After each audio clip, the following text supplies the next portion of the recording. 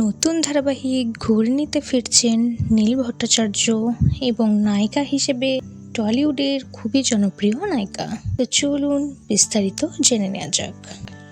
সম্প্রতি ভোলে বাবা পার করেগা ধারাবাহিক থেকে বিদায় নিয়েছে অভিনেতা নীল ভট্টাচার্য।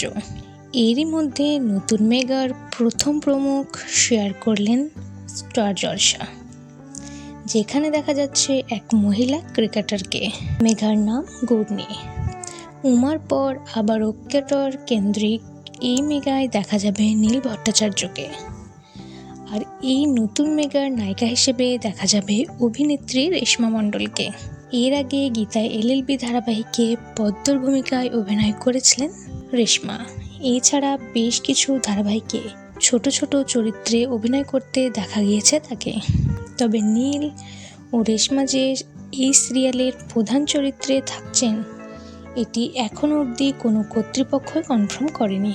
তো দেখা যাক শেষ পর্যন্ত কি হয়। তো বন্ধুরা, আপনাদের এই বিষয়ে কোনো মন্তব্য থাকলে অবশ্যই কমেন্ট করে জানাবেন। ভিডিওটি ভালো লাগলে একটি লাইক করবেন, চ্যানেলটি সাবস্ক্রাইব করে পাশে থাকবেন।